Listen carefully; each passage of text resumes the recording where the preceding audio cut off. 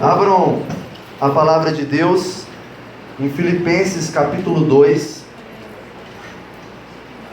Iremos ler do versículo 12 ao versículo 30. Palavra de Deus.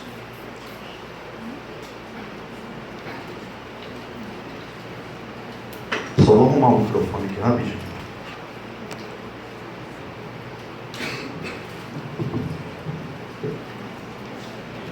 Isso. Assim, pois, amados meus, como sempre obedecestes, não só na minha presença, porém muito mais agora na minha ausência, desenvolvei a vossa salvação com temor e tremor, porque Deus é quem efetua em vós tanto o querer como o realizar, segundo a sua boa vontade. Fazei tudo sem murmurações nem contendas, para que vos torneis irrepreensíveis e sinceros, filhos de Deus inculpáveis no meio de uma geração pervertida e corrupta, na qual resplandeceis como luzeiros no mundo, preservando a palavra da vida, para que no dia de Cristo eu me glorie de que não corri em vão, nem me esforcei inutilmente. Entretanto, mesmo que seja eu oferecido por libação sobre o sacrifício e serviço da vossa fé, alegro-me com todos vós, me congratulo. Assim vós também, pela mesma razão, alegrai-vos e congratulai-vos comigo. Espero, porém, no Senhor Jesus, mandar-vos Timóteo, o mais breve possível, a fim de que eu me sinta animado também, tendo conhecimento da vossa situação, porque a ninguém tenho de igual sentimento que sinceramente cuide dos vossos interesses, pois todos eles buscam o que é seu próprio, não o que é de Cristo Jesus. E conheceis o seu caráter provado, pois serviu ao Evangelho junto comigo como filho ao Pai. Este, com efeito, é quem espero enviar tão logo tenha eu visto a minha situação. Eu estou persuadido no Senhor de que também eu mesmo brevemente irei.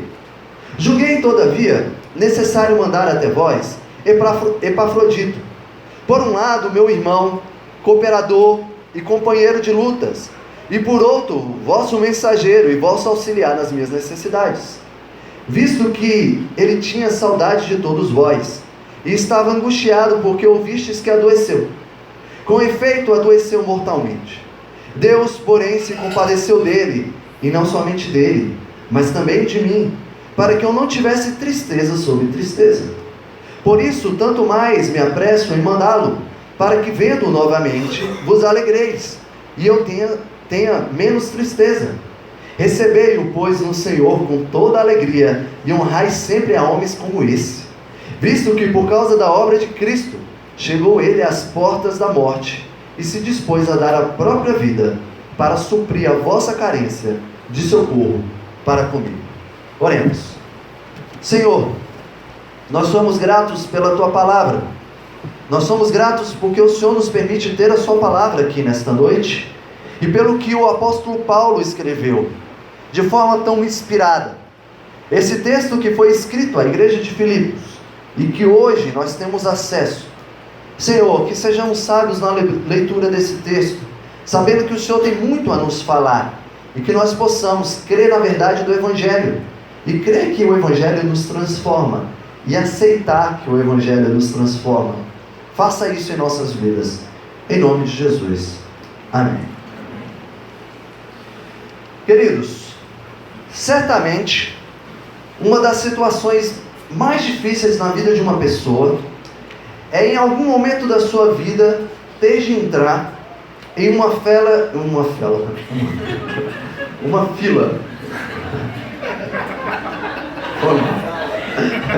Nada a ver. Uma fila de espera para a doação de órgãos. Hoje no Brasil, aproximadamente 32 mil pessoas esperam por um transplante dos seguintes órgãos: rim, fígado, coração, pulmão, pâncreas e córnea. É necessário algumas condições para que uma pessoa possa receber um órgão doado. A pessoa precisa, primeiramente, estar inscrita em uma lista de espera monitorada pelo Sistema Nacional de Transplantes. O que determina a compatibilidade desse órgão é o tipo sanguíneo, a dosagem de algumas substâncias colhidas no exame de sangue e as características físicas também são extremamente importantes para que uma pessoa receba um órgão doado. E também existem algumas orientações para alguém que espera por um transplante. A pessoa deve se alimentar bem, se exercitar adequadamente, claro, conforme a sua condição, dependendo daquilo que ela espera como órgão. Deve fazer exames laboratoriais constantemente. Em alguns casos, ela não pode consumir álcool dentro de um determinado período antes da cirurgia. Informar caso tenha apresentado qualquer intercorrência desde sua última consulta até o presente momento, se ela teve febre, diarreia, vômitos ou outras informações. E principalmente, ela não pode perder a esperança. A Associação Brasileira de Transplante de Órgãos diz o seguinte: tente encarar a espera pelo transplante como algo que pode lhe trazer benefícios. Lembre-se que nesse tempo você poderá se preparar melhor, não só fisicamente, mas também do ponto de vista emocional. Outro erro a ser evitado é descuidar de seu estado físico. É comum que alguns pacientes digam que hoje em dia cometem alguns abusos, mas que depois da cirurgia tudo vai mudar. Antes do transplante, é essencial que você cuide de sua saúde e que colabore com o tratamento. Saiba que quanto mais o seu organismo estiver equilibrado, maiores as chances de que a cirurgia seja bem sucedida. Irmãos, como se comportar? Como agir? Como reagir a uma situação em que a cada dia que a pessoa espera pela notícia que transformará a vida dela, a notícia de que ela sairá do caminho da morte para a esperança da vida? Como viver nessa situação? Como é que você espera isso? Você continua com seus afazeres normalmente, com seus sonhos, com seus planos? Você desenvolve a sua família, a sua carreira? Você não muda o seu caráter, quem você é, como você age? Você paralisa e desiste de tudo? Não são perguntas fáceis e as respostas elas não serão simples, de forma alguma. Nós não conseguiríamos nem mesmo imaginar. Quantos aqui sabem o que é esperar por um transplante? Quantos aqui já passaram por um transplante? Rim, coração ou uma córnea? E se eu dissesse para vocês que todos os que estão aqui, ou pelo menos a maioria, já passaram por um transplante? Porém, um transplante muito diferente da forma como conhecemos. Primeiro, ninguém aqui sabia que precisava de passar por esse transplante. Ninguém aqui se preparou, obedeceu e seguiu todas as regras pré-operatórias. Certamente, nenhum de nós tínhamos as condições mais aptas para passar por esse transplante. Não tínhamos o mesmo tipo sanguíneo, não pertencíamos a uma família ou um povo. E o pior, ninguém aqui estava vivo para reconhecer que precisava de um transplante. Não se trata de um transplante que mantém a vida, mas sim de um transplante que dá a verdadeira vida. E que transplante foi esse? Qual foi o texto que nós lemos hoje? Ezequiel 36. Lá em Ezequiel 36, versículo 26 e 27 diz o seguinte: dar-vos-ei coração novo, e porei dentro de vós espírito novo. Tirarei de vós um coração de pedra, e vos darei coração de carne. Porei dentro de vós o meu espírito, e farei que andeis nos meus estatutos, guardeis os meus juízos, e os observeis. Irmãos, recebemos um novo coração do Pai. Coração regenerado, coração transformado, coração que é inspirado por Jesus. Todos os salvos em Jesus Cristo passaram por uma cirurgia em sua vida. Saiu um coração de pedra e agora um coração de carne. Presta atenção, coração de carne, mas não carnal. Queridos, para alguém que espera por um transplante, o cuidado não se dará somente antes da operação. Existe algo que é extremamente importante para quem passa por um transplante: o pós-operatório. Aqui se trata de um dos momentos mais tensos, pois é necessário que o novo órgão seja aceito pelo organismo do paciente. Pode ocorrer do organismo rejeitar aquele órgão e a pessoa ter de voltar ao início de todo o processo. É necessário, após uma cirurgia, cuidar da alimentação, cuidar da saúde, tomar a medicação recomendada e obedecer às orientações do médico. E o que fazer quando você recebe um novo coração? Esse coração de Ezequiel 36. Nós estamos no momento da caminhada cristã que nós podemos chamar de pós-operatório. Nós recebemos o chamado do Evangelho, fomos regenerados, convertidos, justificados, adotados e santificados. E de forma mais específica, agora com os corações transformados, nós vivemos em obediência por meio de uma vida de santificação. E pela graça de Deus, graças a Deus, não é possível para os seus eleitos rejeitarem esse novo coração. O organismo do velho homem pode até ter reações adversas. Ele está ali falando: esse coração novo eu não quero não. Meu organismo pecaminoso não aceita isso. Mas ele não consegue negar o novo coração doado por Deus. O texto desta noite fala sobre isso. Agora que somos salvos, como viveremos? Como proceder? Como agir? Para onde ir? O que fazer com esse novo coração? E é interessante que Paulo sabe que o processo da salvação não para na santificação somente. Caminhamos para algo e para algum lugar. Nosso destino é a eternidade em glorificação. Nós tratamos isso essa manhã. E Paulo, ele está falando sobre algo como se nós estivéssemos vivendo agora em um pós, em um novo pré-operatório. Mais uma vez, o que nós temos aqui? Já e ainda não. Nós recebemos o novo coração, mas não ainda em corpos glorificados. Caminhamos agora então para uma nova operação. Teremos nossos corpos transformados do corpo dessa terra para o da glória de Deus. Conforme nós vimos o comentário em 1 Coríntios capítulo 15, o corpo ressurreto será incorruptível, o corpo ressurreto será glorioso, o corpo ressurreto será poderoso, o corpo ressurreto será espiritual. E nós esperamos por todas essas coisas, é o que nós estamos fazendo aqui. Mas nós esperamos caminhando até elas, não paralisados, não acomodados. Nós esperamos por todas essas coisas como peregrinos, em uma peregrinação, vivendo em santidade, obediência, amor e práticas de justiça. E veremos, conforme as orientações descritas aqui por Paulo aos Filipenses, como viver entre o receber um novo coração e receber novos corpos glorificados. E é o que nós veremos hoje à noite. Nós veremos isso em 12 pontos,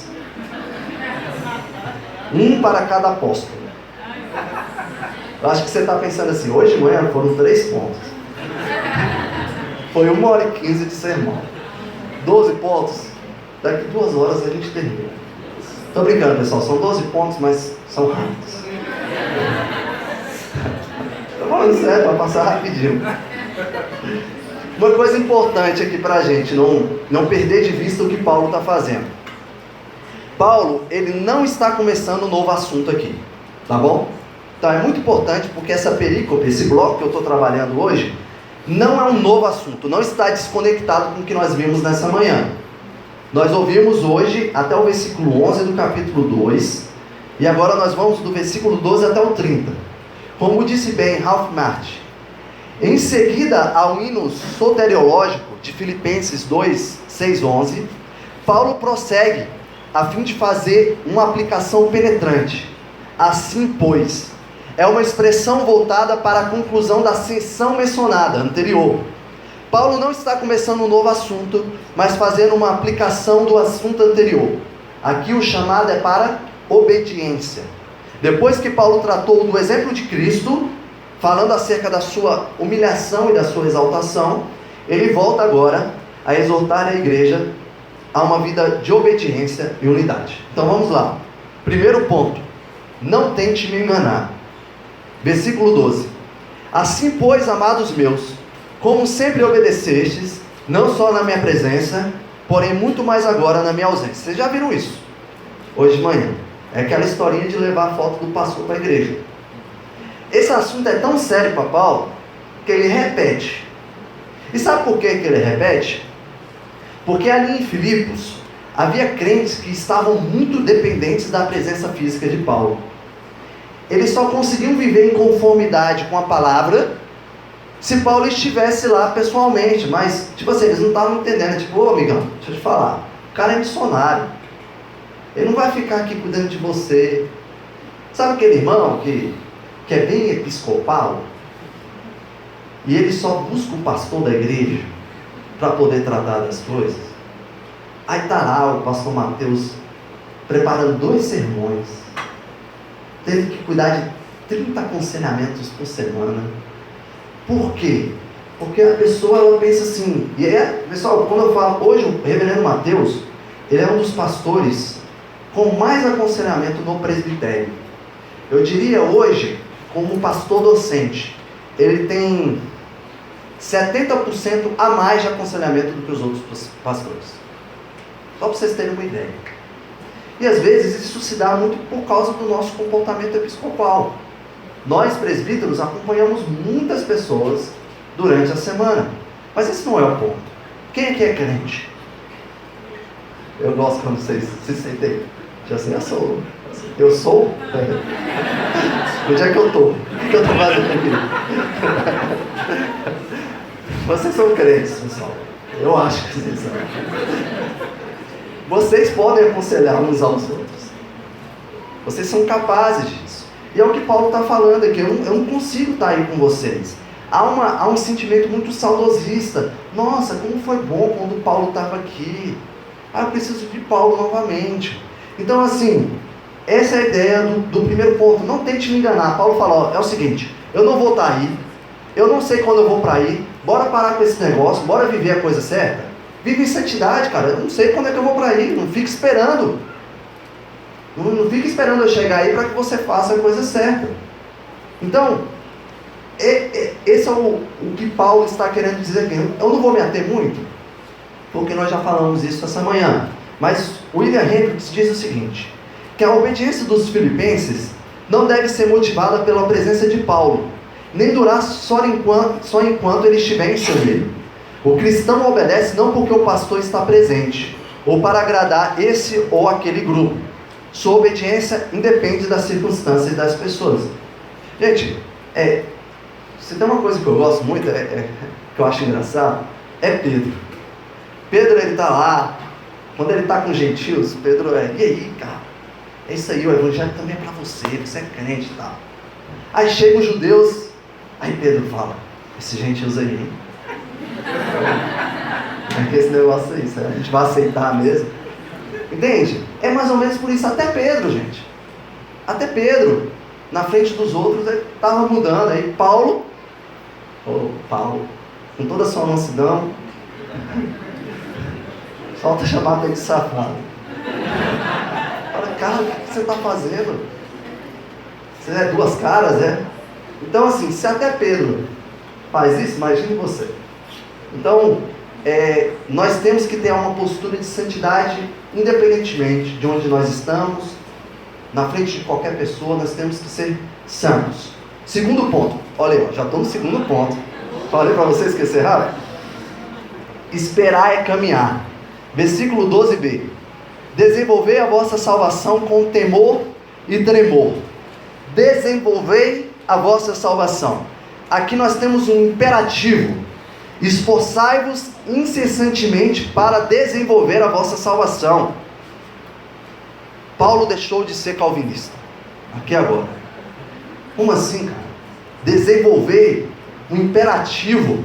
Não era todo mundo salvo agorinha, agora eu tenho que desenvolver minha salvação, já estava tranquilão, estava numa boa, acreditando assim, sou salvo, é só descansar, me entregar aqui agora, esperar Jesus voltar.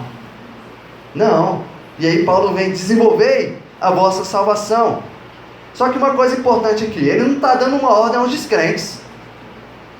Ele está dando uma ordem aos crentes. Ele não está falando para o descrente: desenvolver a sua salvação, descrente. Vai lá, alcança a salvação. Ele está falando com gente que é crente. E não é um esforço para ganhar a salvação. Porque a salvação é um dom de Deus. E aí, o que Paulo está fazendo aqui? Agora ele fala que tem que desenvolver a salvação, mas a teologia paulina, em todo o tempo, ela está dizendo que não é possível você ganhar a salvação, porque ela já é um dom de Deus para a sua vida. Aqui é simples, pessoal, aqui a gente não tem dificuldade. O que ele está falando aqui, eu vou usar uma imagem para vocês. Quem aqui dirige? Vamos lá, pessoal, vou pedir um favor para vocês, só vou abrir um pontinho aqui. Estica a mão aí. Vamos lá, estica a mão.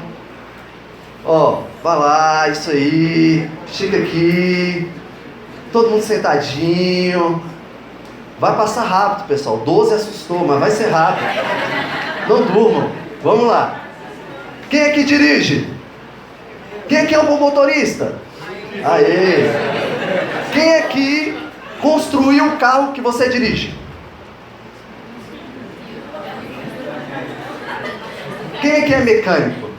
Quem é que foi lá e fez o carro, colocou a roda, colocou o banco de couro, colocou um sonzão lá, tal? Quem foi aqui? Quem foi? Ninguém aqui. O Carlinhos. Verdade. Queridos, se eu falasse para vocês que para você dirigir, você precisasse criar o seu carro, ninguém aqui ia dirigir além do Carlinhos. Entenderam? Aqui o que Paulo está falando é mais ou menos assim: Deus criou o carro, Deus colocou os acessórios no carro, Deus colocou o banco de couro no carro, Deus colocou o ar-condicionado no carro, Deus deu a chave do carro, colocou na sua mão e falou: filho, dirige. É isso. Desenvolver a salvação é saber que você está num carro e que você só precisa dirigir, porque Deus deu a salvação para você. Agora cabe a você, dentro desse automóvel da salvação, acelerar. E aqui não tem limite de velocidade não, irmão. Aqui você pode pisar o pé. É 120, 130, 200 km por hora. Entendeu? É claro que no processo da salvação, quando o motorista que aprendeu a dirigir, o que ele mais faz? Ele morre e ele fica pisando no freio. É mais ou menos isso na caminhada cristã. A gente está ali, entra no carro todo empolgado: sou salvo, carrão. Aí vai. É porque você ainda não sabe dirigir o carro, você ainda está desenvolvendo a santidade na sua vida, você ainda está no progresso. Aí tem hora que você está lá pilhadão, andando no carro e pá, pisa no freio, porque você fica com medo. Você pensa: opa, viver o evangelho é isso, rapaz? Estava tão acelerado aqui, mas o povo já está me excluindo da rede social. Aí você pisa no freio. Mas com o tempo você vai desenvolvendo a sua salvação, de forma que você se torna um motorista como eu, o melhor motorista de Brasil. Você se torna habilidoso. Mas isso não enche você de orgulho, porque quem te ensinou a dirigir? Jesus. Você não só ganhou o carro, mas Jesus, foi isso que nós aprendemos aqui hoje de manhã. Jesus é o nosso professor, ele está nos ensinando a sermos como ele, o melhor motorista que já existiu. Esse é o processo do desenvolvimento da nossa salvação. John MacArthur diz: o sentido mais correto não é trabalhem pela salvação, mas trabalhem na salvação em direção à consumação da fé em busca de santidade. Terceiro ponto. Ninguém pode salvar a si mesmo. A salvação, ela não é uma conquista do homem, mas ela é uma dádiva de Deus. Não é nossa porque nós conquistamos. A salvação, ela não é uma premiação porque você conseguiu realizar algo bom, porque você não cometeu nenhuma infração no trânsito, porque você sabe fazer baliza. Não. A salvação é algo que o Senhor deu para você. Jesus Cristo morreu no nosso lugar para que os nossos pecados fossem perdoados, para que nós pudéssemos ser salvos. Gente, quem é que se alegra com essa verdade? Você é salvo. Sim. Quem é que tem alegria nisso? Agora, quem é que abusa dessa verdade? O que você faz com o carro que o Senhor te deu? Eu particularmente, eu sou um cara que eu tenho um sério problema. Se você for lá em casa, você vai encontrar o quarto, onde é que estão os meus livros, arrumadinhos e tudo mais. Mas eu tenho um sério problema com o carro. Eu fico meses sem lavar. Meses mesmo. É triste isso, mas é verdade. O que você faz com o carro que o Senhor te deu? Você busca deixar esse carro limpinho? Ou você tenta meter ele na lama? Você pensa assim, eu estou tão doidão que eu vou fazer um off-road aqui, vou pôr isso aqui na lama e tal. O que você faz com a verdade que você foi salvo? Você desenvolve a salvação ou busca uma vida de pecado? Afinal de contas, você é salvo. Mas se eu sou salvo, eu vou ficar tranquilão. Eu não preciso agora me preocupar.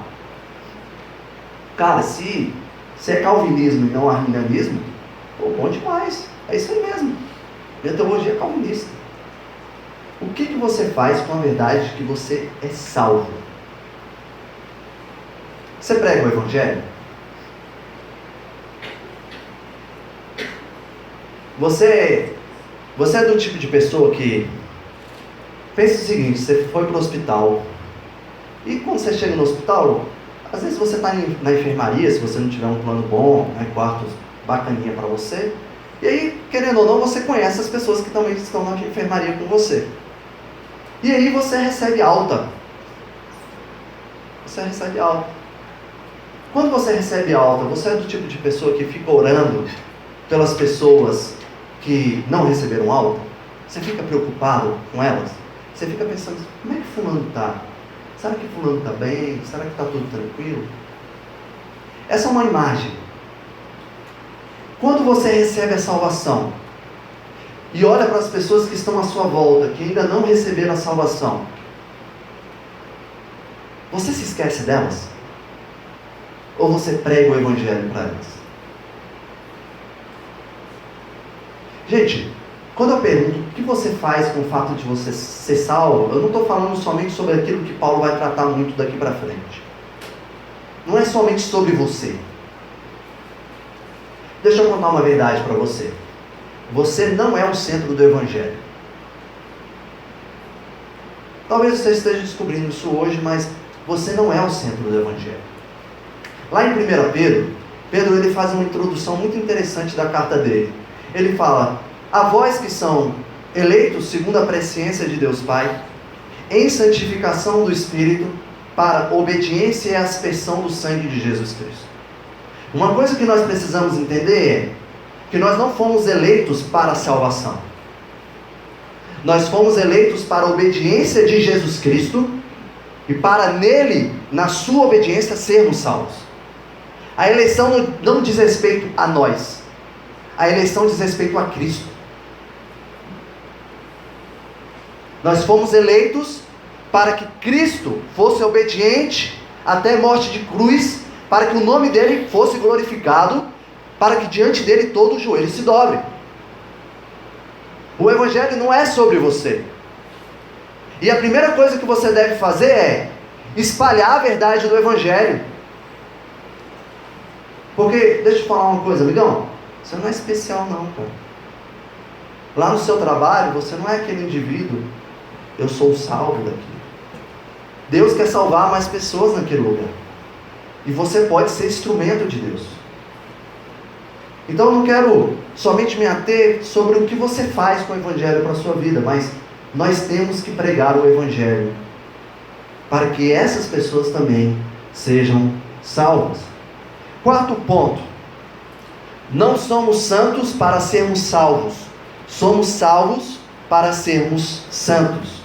Um comentarista ressalta que a santificação é uma mudança gradual de caráter, é um despojo do velho homem que se corrompe pelas concupiscências do engano, e um revestimento do novo homem que, segundo Deus, é criado em verdadeira justiça e santidade.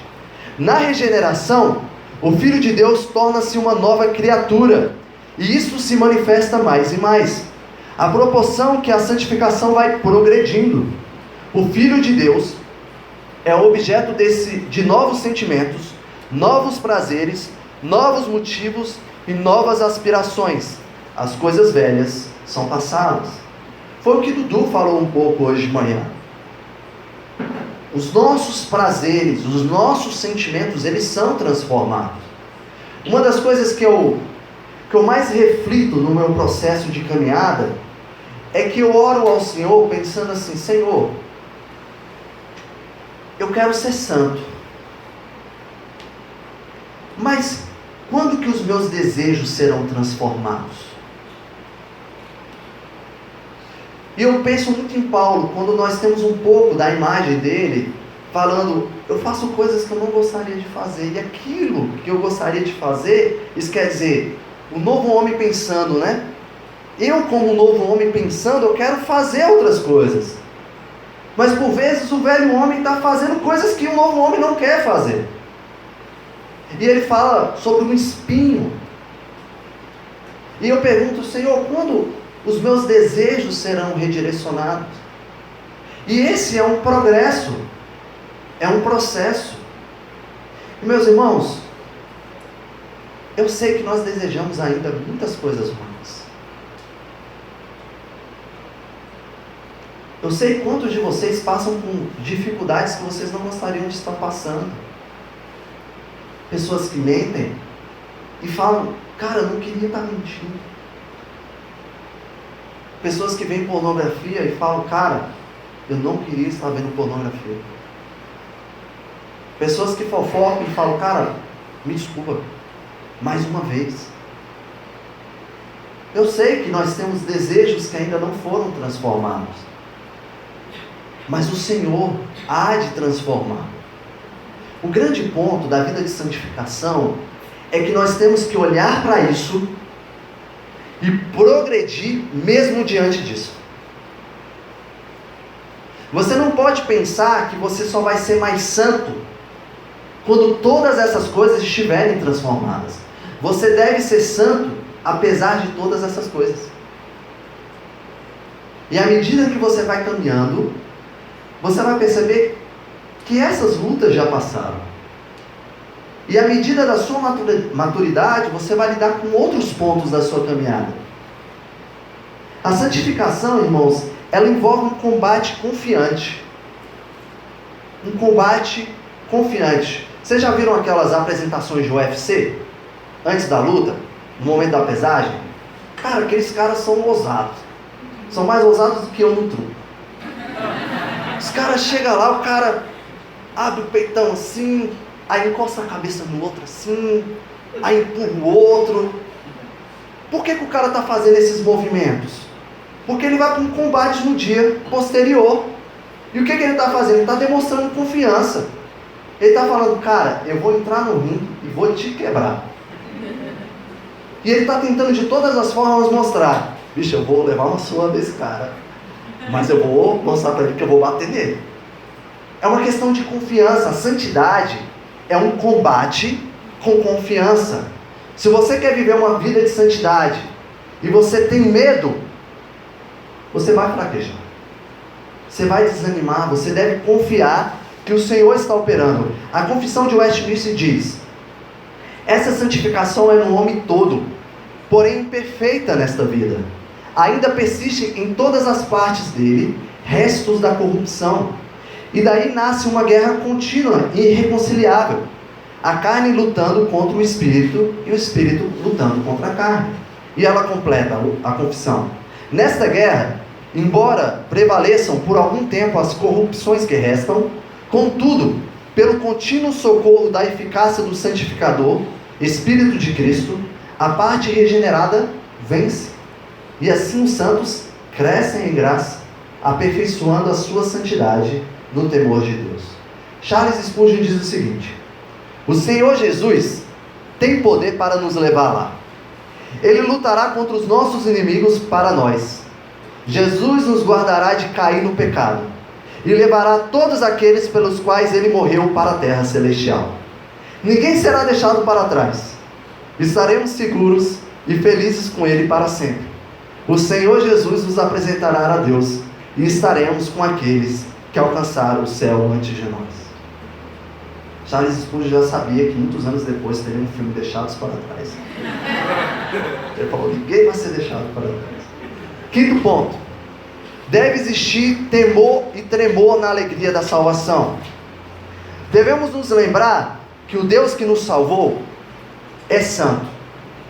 Uma coisa que acontece muito no processo da conversão é que de fato você reconhece: eu sou pecador, Deus é santo. Mas se tem uma coisa que ressoa, é: Deus é perdoador, Deus me amou de tal maneira. E você, de fato, isso é uma verdade do Evangelho, isso toma seu coração. Só que o Deus que te amou, o Deus que te perdoou, é santo. E essa é uma das coisas que, por vezes, na caminhada nós perdemos de vista. Deus é fogo consumidor. Nós não devemos abusar da graça de Deus. Nós não fomos salvos para pecar sem medo. Deus é santo e nós devemos levar a salvação a sério. A ideia de temor que ele está trabalhando aqui, tremor, é o objetivo de não ofender e não desagradar a Deus. Ele nos amou e devemos temer uma vida de pecado contra o nosso Deus. Então a ideia aqui não é: eu não só compreendo que Deus é santo e eu devo temer sua santidade, mas ao mesmo tempo eu devo temer uma vida de pecado, porque Ele é santo e porque Ele me salvou. O temor aqui, ele tem duas direções: eu temo a Deus porque Ele é, e eu temo desobedecer a Deus. É no sentido vertical e no sentido horizontal. Pense da seguinte forma: você foi convocado para uma guerra. Uma guerra. Segunda Guerra Mundial. Você está lá nas trincheiras, lutando. E você é o único que está sorrindo. Você está lá, todo mundo pá, pá, pá, pá, pá, pá, aí você pá, pá, pá, pá. Você está sorrindo. Por que você está fazendo isso? A ideia é basicamente o seguinte: você está tenso. Você está numa guerra. Você está vivendo toda a tensão daquela situação. Mas só que você não tem medo, porque você sabe que não vai morrer. Já pensou? Você foi convocado para uma guerra e você fala: eu vou. Tranquilamente, olha. Eu não vou morrer. E você está lá, tranquilo, exposto, e a bala passa assim, que nem Matrix. A bala não te alcança. É mais ou menos isso na caminhada cristã. Nós estamos numa guerra. Existe uma tensão. Nós estamos numa guerra. Só que a bala do pecado não vai nos matar. Nós não seremos atingidos. Você pode estar tenso porque você está lutando para ter uma vida de santidade. Mas ao mesmo tempo você tem que estar alegre, porque você sabe que não morrerá nessa guerra. Você sabe que você vai passar por ela com todos os percalços e dificuldades, mas você vai se encontrar com o Senhor. Por isso você viverá uma vida de temor diante de Deus. F.F. Bruce escreve: é evidente que a atitude recomendada pelo apóstolo aqui nada tem que ver com o terror servil. O apóstolo tranquiliza os crentes de Roma dizendo: Não recebeste o espírito de escravidão para outra vez estardes em temor. Lá em Romanos 8,15. Trata-se antes de uma atitude de reverência e profundo respeito na presença de Deus, de extrema sensibilidade à sua vontade, de consciência de nossa responsabilidade à vista de havermos de prestar contas perante o tribunal de Cristo. Esse temor é uma espécie de ansiedade para fazer o que é certo. Quem aqui é ansioso para fazer o que é certo? Eu mesmo, eu cheguei aqui, tinha uns papéis aqui, aí a primeira coisa que eu fiz foi colocar. Eu estava ansioso para ver os papéis certos. É uma ansiedade para você, é uma boa ansiedade para você colocar as coisas certinho aqui, tá? Quem que fica preocupado assim, cara, hoje eu vou ser um santinho mesmo. Não é o santinho da carochinha, não, cara, vou ser chamado, mesmo que me chame de santinho, vou ser chamado de santinho mesmo, cara. Eu quero ser santo, eu quero fazer aquilo que é certo, eu desejo. Quem é que acorda? Bom dia, hoje eu vou ser santo. Eu viro para minha esposa, hoje eu vou ser santo, mulher. Vou testemunhar o Senhor no meu trabalho. É mais ou menos isso. Você fica animado para se encontrar com os perdidos, para ser luz naquele lugar. Sexto ponto. Deus é soberano e nós somos responsáveis. Mas Deus é quem salva e nós é quem somos salvos. 13, versículo 13. Porque Deus é quem efetua em vós tanto querer como realizar segundo a sua boa vontade. Um erro que muitos crentes desenvolvem é a ideia do sinergismo. Nós comentamos um pouquinho na nossa rodinha de teologia hoje. O sinergismo prega que a salvação é resultado da obra de Deus conjugada com a cooperação humana. Só que não é sinergismo, é monergismo. A salvação é obra exclusiva de Deus. Mas isso não significa que nós seremos passivos no processo da salvação que ainda está se manifestando no tempo presente de nossas vidas. Eu usei uma imagem do chiclete. Pensa um chiclete, um tabletzinho. Se você pegar o tabletzinho de chiclete e você for esticar ele, você vai quebrar o chiclete, correto? Mas pega o chiclete, coloca na boca e mastiga. Tira o chiclete, estica o chiclete. É basicamente isso. Você pega a salvação, coloca a salvação, aceita a salvação que Deus te deu. Deus concedeu a salvação para você. E agora, você estica a salvação e vive dentro dela. Dentro dela, você vive todo o processo de cooperação. Dentro dela, você se movimenta. A salvação é algo que está acontecendo. A salvação é algo que foi te dado. E ela está acontecendo na sua vida. E dentro da salvação, Deus está operando. Robson diz que a graça de Deus não é uma desculpa para não fazermos nada. Antes, ela é uma forte razão para fazermos tudo. Tanto na religião como na natureza, nós somos cooperadores de Deus. Nós plantamos e regamos, mas Deus dá-nos a semente, o solo, e envia o sol e a chuva, e faz a semente crescer e frutificar. Meu irmão, você não pode receber o carro da salvação, entrar nele e ficar parado. Quem aqui já viu aqueles carros que ensina pessoas habilitadas? Não é? Normalmente as pessoas estão com certo medo, não conseguem sair do lugar com o carro. Em alguma medida, às vezes a gente paralisa o carro. A gente acha, cara, eu sou salvo. Então assim, eu vou parar o carro, porque vai que eu capoto esse carro e eu perco minha salvação. Que é um dos pontos que nós vamos tratar. Mas nós não podemos parar. Uma outra verdade que é tratada nesse texto é sobre a soberania de Deus. Quantos aqui estão familiarizados com a verdade da soberania de Deus, a teologia? E quantos aqui estão satisfeitos com a verdade da soberania de Deus? Vocês são crentes mesmo. Isso é muito importante. A teologia da soberania de Deus não é algo que, eu creio na teologia da soberania de Deus. Mas aí você vira, Deus, por que é assim? Eu creio na soberania, mas, cara, podia ser um pouco mais fácil. Você poderia adequar um pouco mais esse conceito da teologia. Nós devemos nos satisfazer que Deus é soberano e que Deus é quem nos salva. 7º ponto. Somente Deus pode nos fazer desejar a salvação. Versículo 13. Porque Deus é quem efetua em vós tanto querer como realizar. Quem aqui estava vivo, tinha noção plena de que estava vivo quando foi convertido ao Senhor?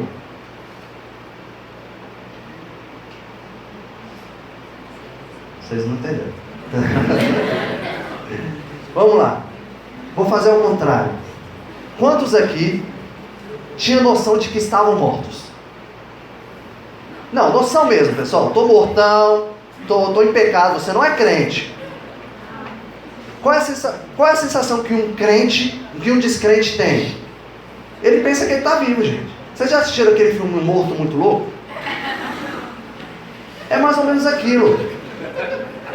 Você é um morto muito louco.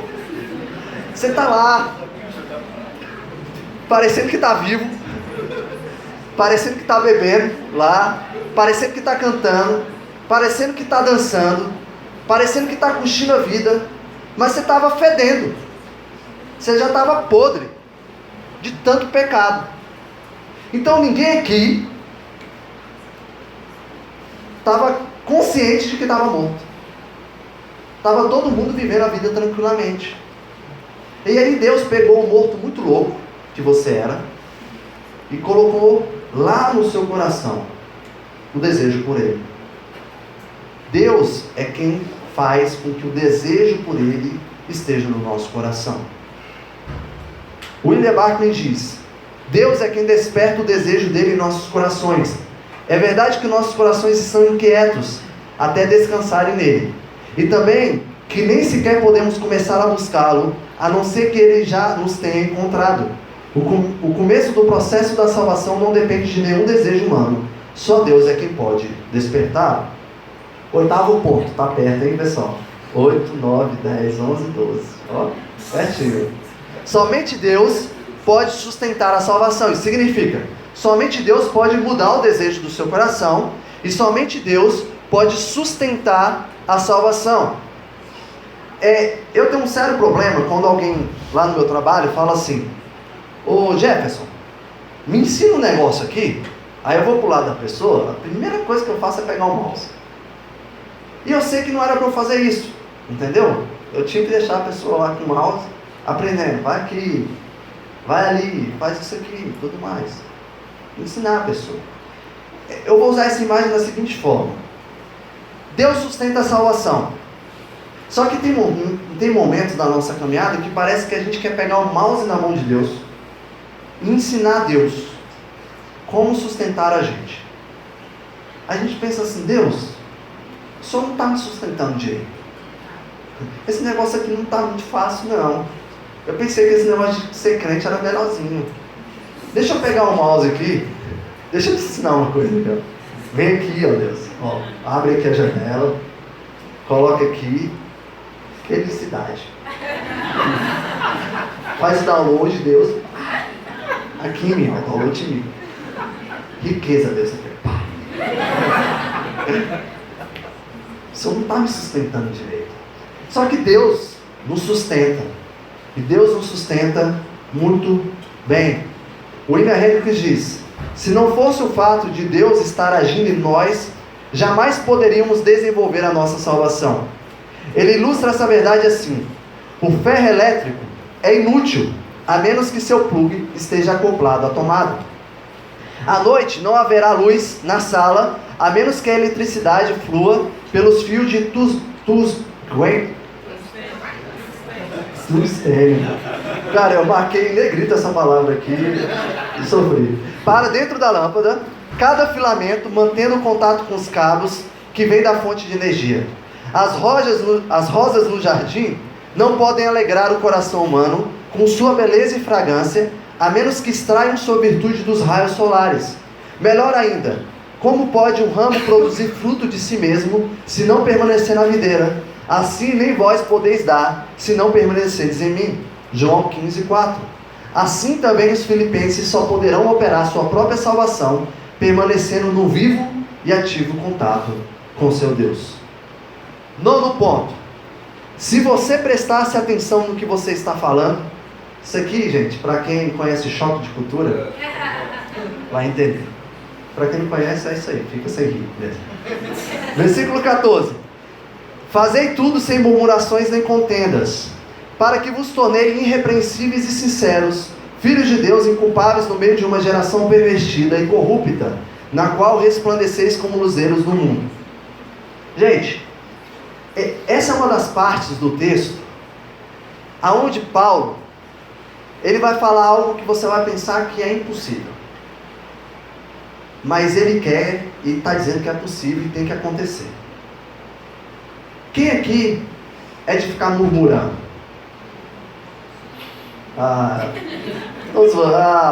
levantou, pessoal, tá aqui, ó, vai. Murmuração mesmo, ingratidão no coração mesmo, insatisfação. Não quero isso. Podia ser assim. Podia ser rosa e não azul. Podia estar quente, não frio. É porque quente e crente é a mesma coisa, gente. A gente é insatisfeito o tempo todo. Paulo está falando de dois movimentos aqui. Ele já está falando de um resultado, tá? Então assim, a pessoa que murmura, ela já é ingrata, há muito tempo. Então ela começou a murmurar. Mas vocês já perceberam que uma pessoa que murmura muito, ela gera contenda? Caminha pau a pau ali. A pessoa está lá reclamando, Deus não é bom, Deus não me deu isso. Tá vendo lá? Deus deu para fulano. Aí vai lá no fulano. Por que Deus te deu isso? Por que Deus não deu para mim? Aí já queria contenda no ambiente, caso de família. Pessoas que murmuram normalmente geram contendas. É isso que Paulo está falando. Agora, pessoas que estão satisfeitas no Senhor, pessoas que estão gratas pelo que o Senhor tem dado, elas geram um ambiente agradável. Então a aplicação aqui é simples, irmão. Para de murmurar. Seja grato pelo que o Senhor tem te dado. Pode ter certeza. Se tem uma coisa que eu gosto muito, é da seguinte verdade: Deus tem te dado muito mais do que você merece. Pode ter certeza disso, porque você não merecia nada. Nada mesmo. Nem está aqui. Só que Deus te deu a dádiva de estar aqui. Versículo 15. Para que vos torneis irrepreensíveis. Irrepreensíveis. Olha só. Sua vida é de tal pureza que ninguém encontra algo nela que se constitua uma falta. O cristão deve ser não apenas puro, mas viver uma pureza que seja vista por todos. O cristão deve refletir o caráter de seu pai, a ponto de viver de tal maneira que ninguém pode lhe apontar no dedo acusador. Quem aqui está assim? Desse jeitinho. Irrepreensível. Quem aqui é irrepreensível? Gente, Paulo está falando que nós devemos ser irrepreensíveis.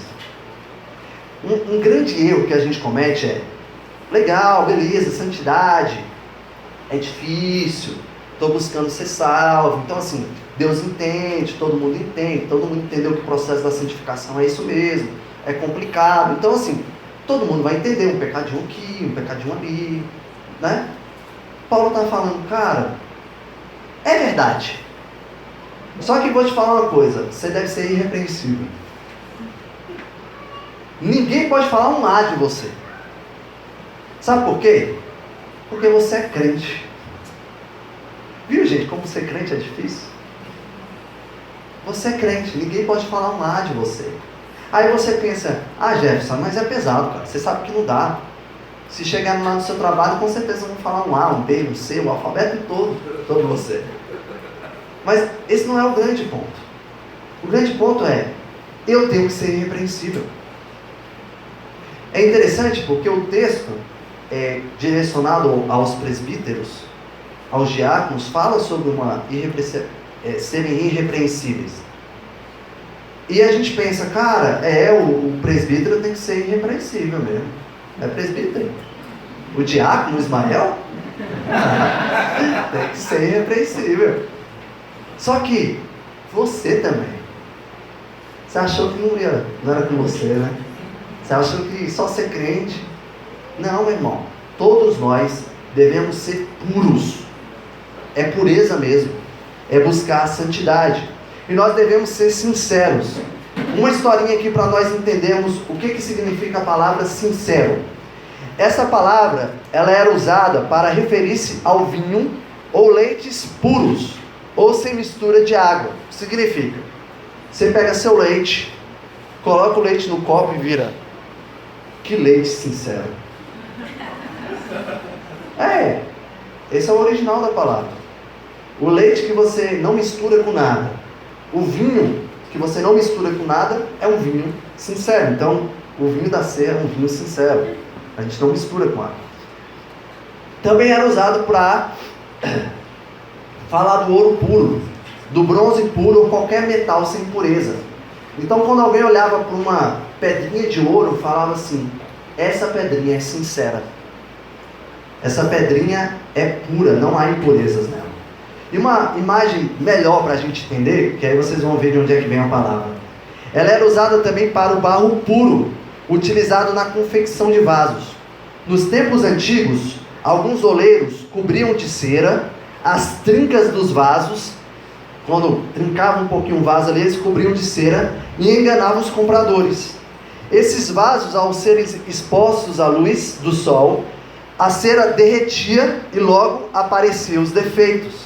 Então os compradores passaram a exigir vasos sem cera. Daí foram cunhadas as palavras sincero e sinceridade, ou seja, sem cera. Olha só, aqui também é cultura, pessoal.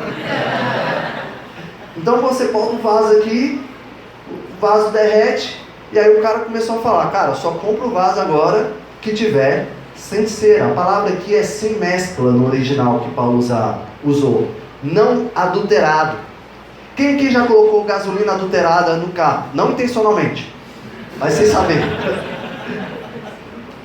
Uma das primeiras coisas que acontece quando você coloca gasolina adulterada é acender a luz da injeção. Não sei se vocês conhecem, uma luzinha amarela com um motorzinho ali. Aí você já pensa: vai explodir o motor. Não vai, pessoal. É só uma gasolina adulterada. Só que o que começa a acontecer depois? O carro começa a engasgar também. E tem hora que o carro, ele não chega a ligar. É mais ou menos isso. Quando nós estamos na nossa caminhada, às vezes a gente abastece com gasolina adulterada. Às vezes entra coisas que não deveriam entrar nos nossos corações. A primeira coisa que acende é uma luzinha. Tem uma coisa estranha aqui. Atenção. Mas quando você abastece a sua vida com gasolina adulterada, há consequências. E aí é o momento que você engasga. Meu irmão, você não pode ser corrupto.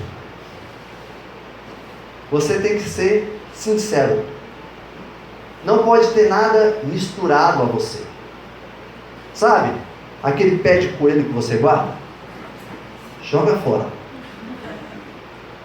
Sabe?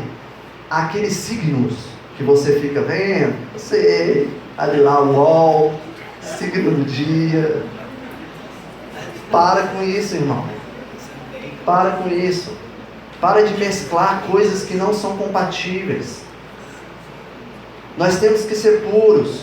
Quando a nossa vida for exposta ao sol, não adianta você pôr cera para tentar disfarçar. Não adianta você tentar disfarçar, porque todo aquele que for exposto a Cristo vai derreter. Mas todo aquele que for salvo não vai derreter. Então vocês estão tranquilos, porque vocês são salvos. Tá? Vamos lá. Filho de Deus inculpáveis. A pureza do cristão deve ser de tal modo que suporte o juízo de Deus. A vida do cristão deve ser tal que possa ser oferecida a Deus como um sacrifício sem mácula. Gente, eu estava olhando isso aqui e eu dei uma risada. Falei, cara, que profundo que Paulo está falando. Pense bem, vamos pensar aqui. Vamos pensar que a salvação é sinergista. Vamos pensar que a Armínio está certa.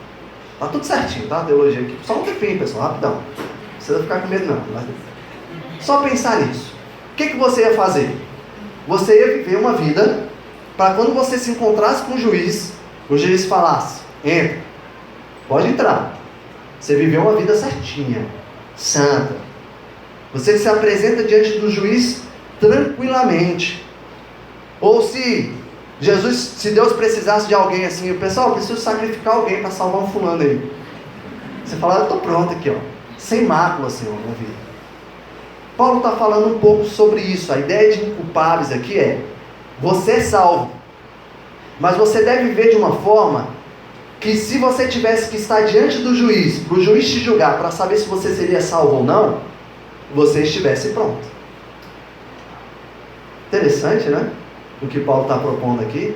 Você é salvo, irmão, mas você deve viver uma vida ao ponto de ser avaliado pelo juiz tranquilamente, ao ponto de ter sua vida sem mácula. Eu falei para vocês que isso era pesado. Paulo, inspirado pelo Espírito de Deus, isso quer dizer, Deus está pedindo isso para você. É para se esforçar mesmo, pessoal. Eu comecei a fazer dieta. E você tem que se esforçar. Cara, é difícil.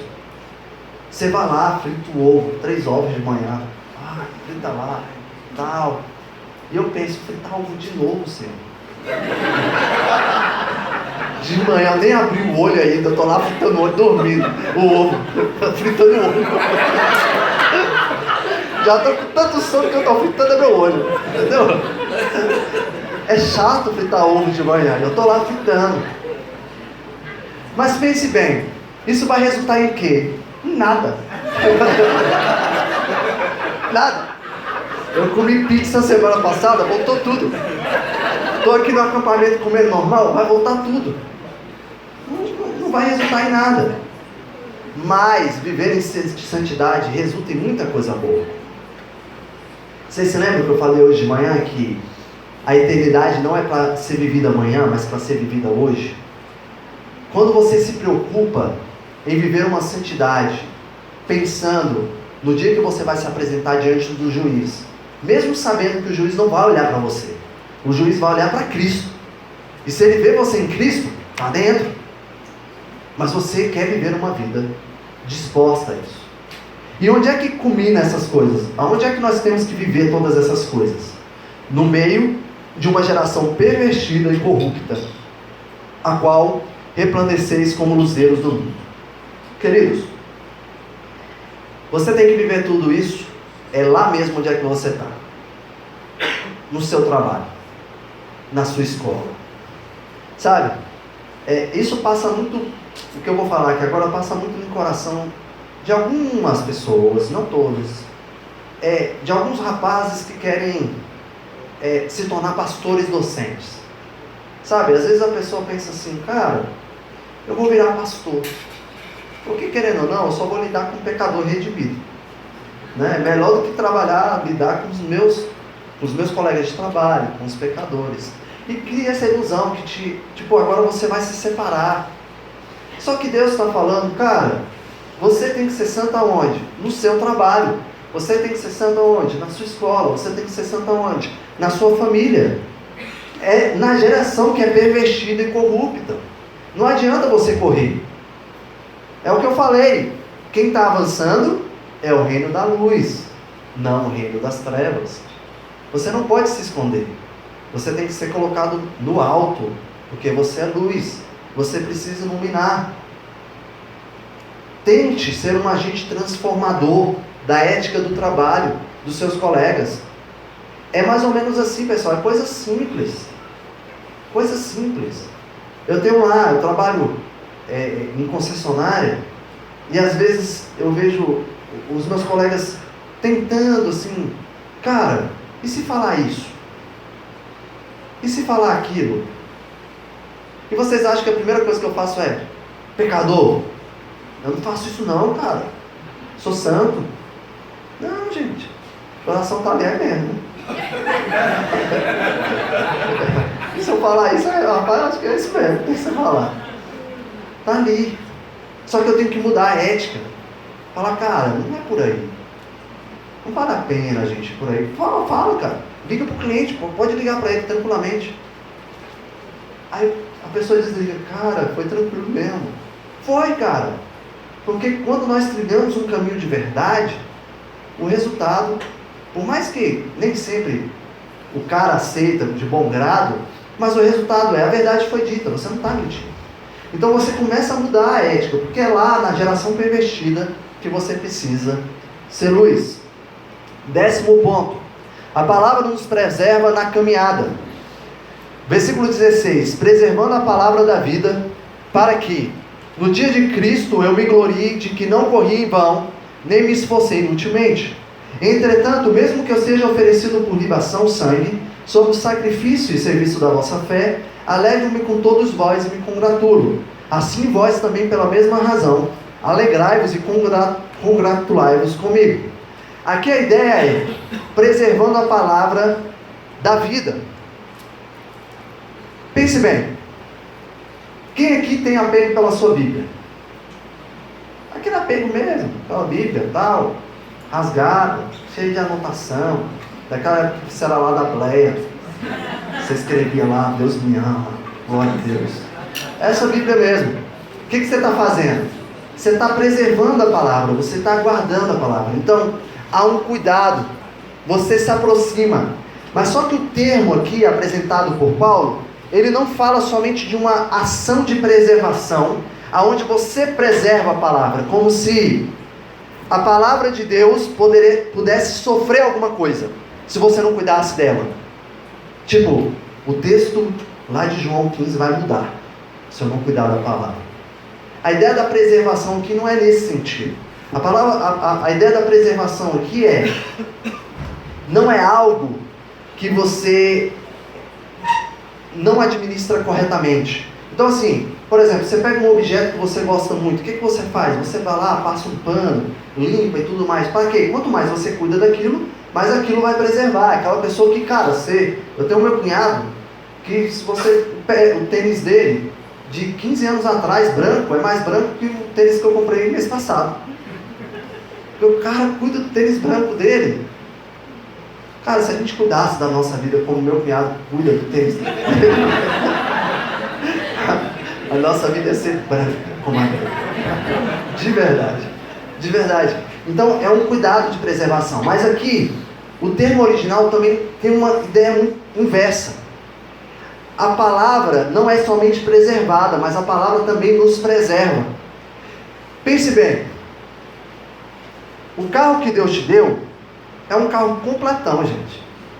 Não é aquele 1.0 anunciado nas lojas, não, que fala completão, aí você vai lá, paga o ar-condicionado, tudo. É completo mesmo. E eu vou te falar, o carro vem com airbag. O airbag é a palavra de Deus. Porque às vezes, de fato, você está ali, você não sabe dirigir o carro, você é salvo, gente, mas a salvação está sendo operada por meio da sua vida. E aí, você bate o carro. E aí o que acontece? O airbag estoura. E te protege. É a palavra de Deus. A palavra de Deus é o airbag. Mas só que a palavra de Deus, é isso que é importante. Ela não é só airbag no carro. Ela não está ali para te proteger só quando você bate o carro. Ela também é a manutenção do carro. Gente, troque o óleo do seu carro. De 10 em 10 mil quilômetros. Sabe por quê? Se você não trocar o óleo do seu carro, vai trazer probleminha lá. É isso, gente. Leia a Bíblia, mas não de 10 em 10 mil quilômetros. Leia a Bíblia todo dia. Todo dia.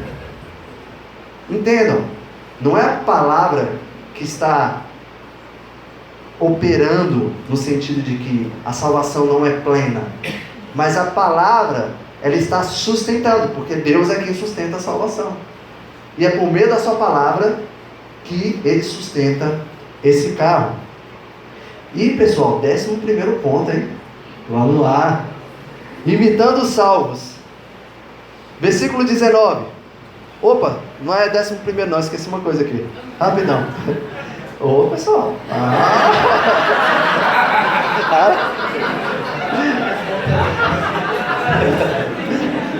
Fiquei triste agora. Mas vamos lá, eu vou superar isso. Bora. Vou criar mais 7 pontos aqui, só de lado. Paulo, ele fala o seguinte. Ele fala: preserve a palavra da vida para que, no dia de Cristo, eu me glorie de que não corri em vão, nem me esforcei inutilmente. Cara, Paulo aqui, quando você vê essa passagem, você pensa assim, claro, cara, Paulo está sendo orgulhoso agora, né?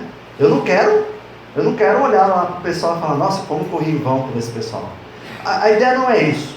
Paulo está falando, cara, eu quero estar lá e eu quero que o meu serviço seja reconhecido, não para a minha glória, mas para a glória de Deus.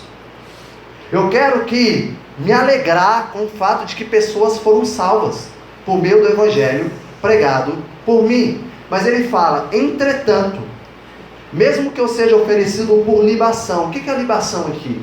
É aspersão de sangue sobre o sacrifício e serviço da vossa fé. O que Paulo está querendo dizer assim?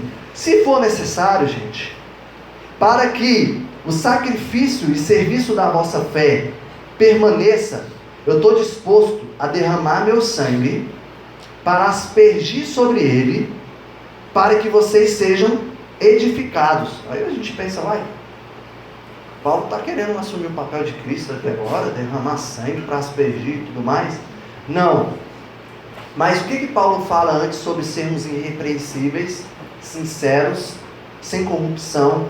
É isso que Paulo está falando. Ele está falando, eu estou buscando uma vida de santidade, ao ponto que fosse necessário, eu me sacrifico por vocês, para que vocês possam ser sustentados naquilo que vocês sofrerão como sacrifício e o serviço que vocês irão exercitar por meio da fé de vocês.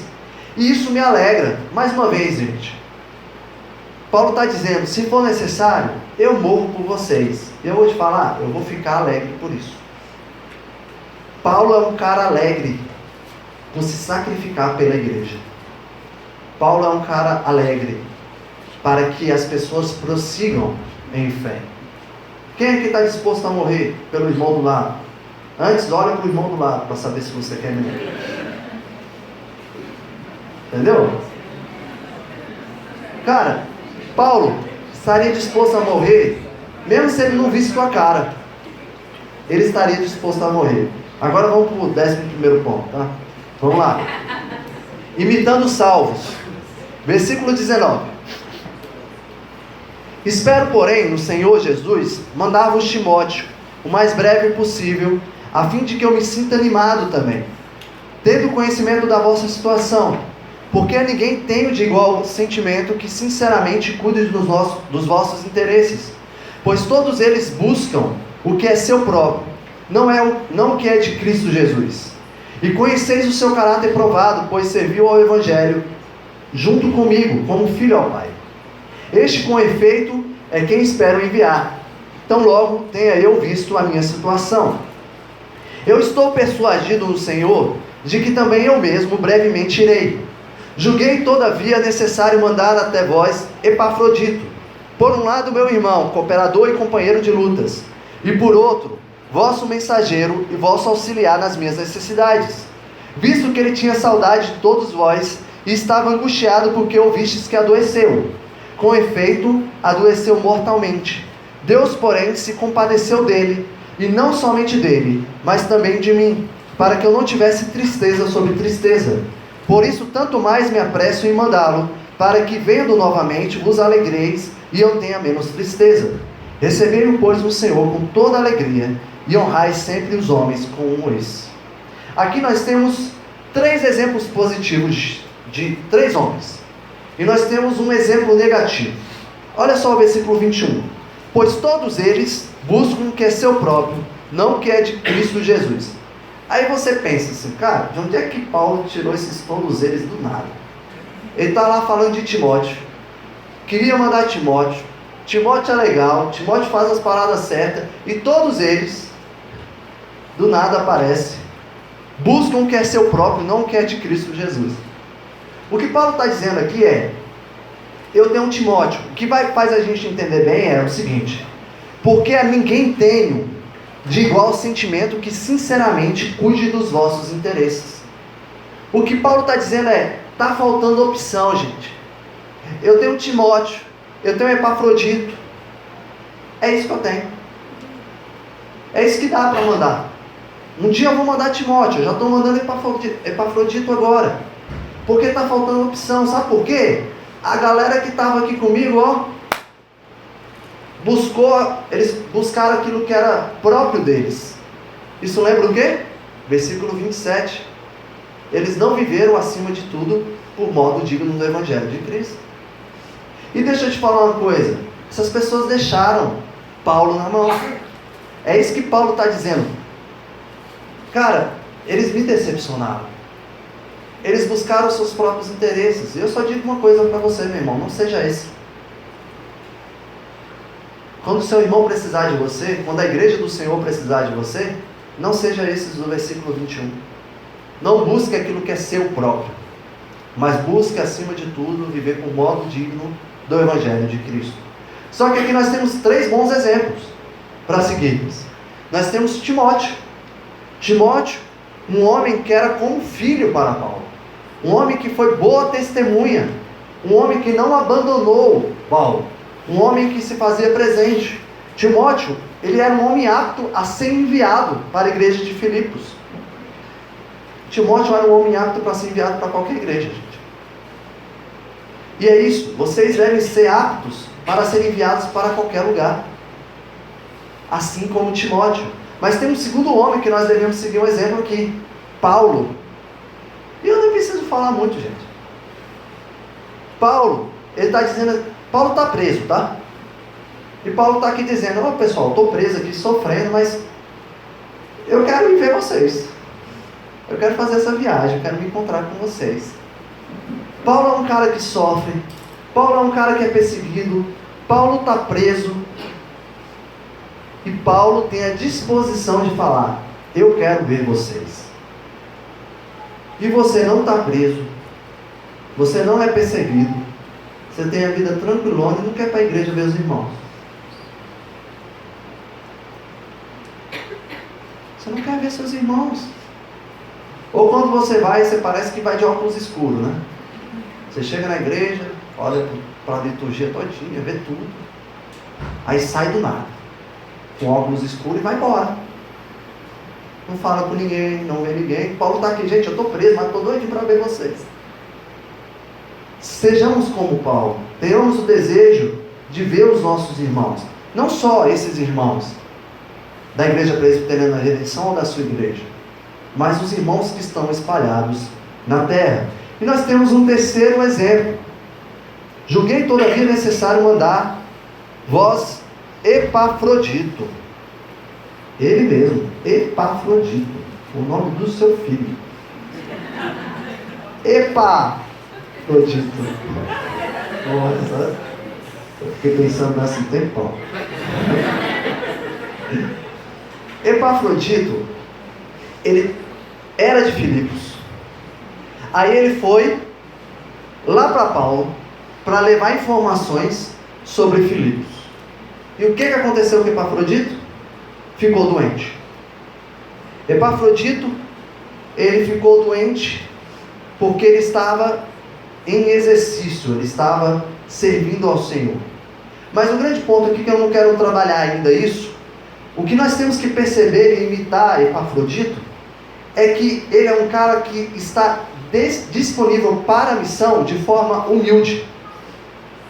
A igreja manda, ele vai. Paulo fala: volta, e ele vai. Às vezes, a gente é extremamente orgulhoso na forma como nós somos direcionados na vida da igreja. O irmão fala assim: ô irmão, arruma essa cadeira aí. Você acha que eu sou quem aqui, rapaz? Arruma a cadeira aí. Fala direito comigo. A gente não aceita. Ô irmão, você pode ajudar nisso aqui? Já fica ofendido. Ô irmão, você pode cuidar das crianças? Já fica chateado. Mas Epafrodito não. Ele é um cara pronto para servir. Aonde ele precisa ser enviado, ele é enviado. E ele é alguém de alta consideração por Paulo. Paulo considera Epafrodito de forma extrema. Mas sabe onde é que você vai ouvir sobre Epafrodito de novo? Só aqui. Não tem carta a Epafrodito.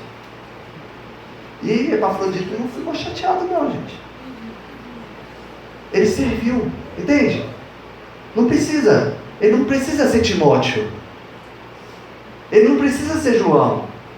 Meu irmão, você não precisa ser Timóteo, você não precisa ser João, você pode ser Epafrodito. E eu vou te falar uma coisa, se você só fosse Epafrodito, a igreja estava muito bem. Só fosse ele. Se nossa igreja estivesse cheia de Epafroditinhos, a gente estava muito bem. 12º ponto. Pode se alegrar aí. Eu vou perguntar depois quem foi. 12º ponto. Doadores em vida. Versículo 30. Visto que por causa da obra de Cristo chegou ele às portas da morte, e se dispôs a dar a própria vida para suprir a vossa carência de socorro para comigo. Epafrodito de novo. Gente, ele não é só um cara que está disposto a servir, ele está disposto a morrer. Ele está disposto a morrer. Um cara que você nem conhecia, você nunca tinha lido Filipenses na sua vida, veio lendo só no acampamento, descobriu o cara e já descobriu que o cara é um mártir. Ou pelo menos estava disposto a ser um mártir. Ele estava disposto a sofrer. Sabe o que estava acontecendo aqui? Ele ficou doente. Normalmente, quando você fica muito doente, o que você faz? Você vai no médico, você pega um atestado. Não porque você quer pegar o atestado, o médico te dá o atestado. Ele fala, você está assim, não quero atestado. Aí ele toma o atestado. Você pega o atestado, não vai trabalhar, não vai para a igreja, não vai pagar nenhum, né? Você está de atestado, porque atestado também vai para a igreja. Só que Epafrodito, ele estava muito doente. E sabe o que ele fez? Ele continuou servindo. E não tinha ninguém para falar assim, ô Epafrodito, cara, você está doente, para aí, segurança do trabalho. Vamos botar a gente aqui. Gente, estava com a mão de obra que era escassa, precisava dele, ué. O cara está doente, meu amigo. Vai acordar, vai trabalhar, e ele pregava o evangelho doente. Só que isso piorou a situação. E ele chegou a ficar doente ao ponto de chegar à morte. E é como se Paulo tivesse falado assim, Epafrodito, você vai morrer. E ele virasse assim, eu vou morrer mesmo. E eu vou morrer pregando o evangelho. Se for para dar um ataque cardíaco, eu vou dar lá, mas o evangelho vai ser pregado, porque eu tenho que pregar o evangelho. Isso pode até soar como uma irresponsabilidade, mas também há um senso de responsabilidade aqui. Ele fala, mais e mais pessoas precisam viver. Para Epafrodito era o seguinte, gente, eu vou morrer, mas olha o tantão de gente que vai viver. Olha o tantão de gente que vai ser salvo. Eu não quero atestado médico, não. Eu quero pregar a palavra de Deus. Calvino diz, de fato, as enfermidades em si não constituem uma excelência. Ninguém aqui tem que ficar orgulhoso, que eu estou então, pregando o evangelho. Porém, é uma virtude não se poupar a fim de servir a Cristo. Epafrodito sentia que sua saúde estaria em risco, caso se esforçasse além da medida. Mas prefere ser antes negligente quanto à saúde, a ser deficiente no cumprimento do dever. Esse cara entendeu o que é evangelho. Queridos, quem aqui já entrou no site do Ministério da Saúde e pesquisou como se tornar um doador de órgãos? Quem aqui já fez essa pesquisa?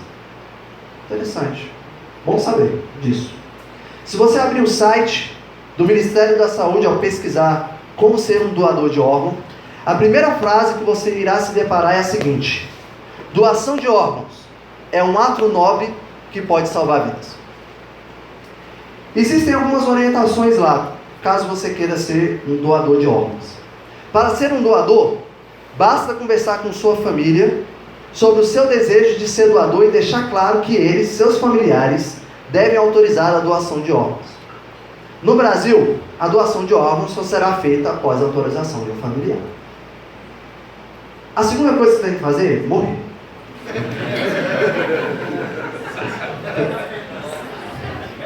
Existem dois tipos de doador.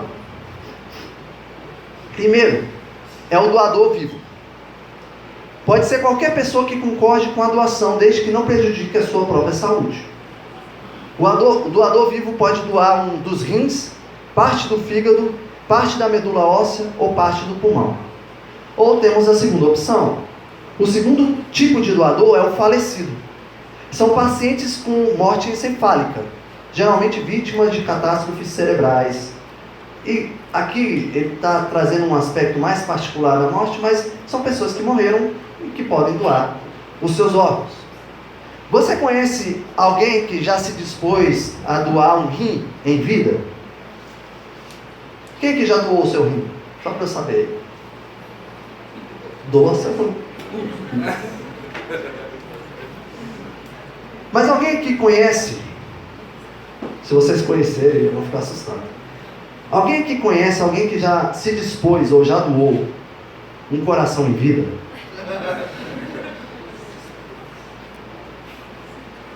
Alguém que falou, cara, eu vi que a fila para doador de coração, que pessoas que precisam de coração, está grande. Eu quero doar meu coração. Você já viu alguém fazer isso? Eu já. Jesus Cristo. Eu vou te falar, gente, essa lista era grande. Muita gente precisando de coração. É pensar da seguinte forma. É fácil, gente, a gente pensar que hoje nós podemos doar um rim. Assim, a gente pode doar um rim. Mas ninguém aqui estaria disposto a doar um coração. Porque para você doar seu coração, você precisaria morrer.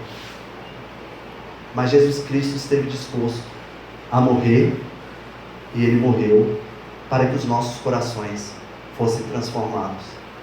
Para você estar com esse coração novinho aí, batendo a mil, de alegria porque você é salvo, foi necessário que Cristo morresse no seu lugar.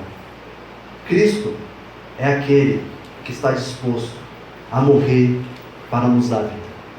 Oremos. Senhor, nós somos gratos, porque o Senhor Jesus Cristo esteve disposto em vida a morrer em nosso lugar. Em vida, Ele esteve disposto a morrer para nos dar um novo coração. E diante dessa verdade, sabendo que os nossos corações foram transformados, que foi tirado um coração de pedra e que agora tem um coração de carne, diante desta verdade, que nós possamos viver de forma grata, de forma a sermos santos, santos para a sua glória, irrepreensíveis, sinceros para o teu louvor. Em nome de Jesus. Amém.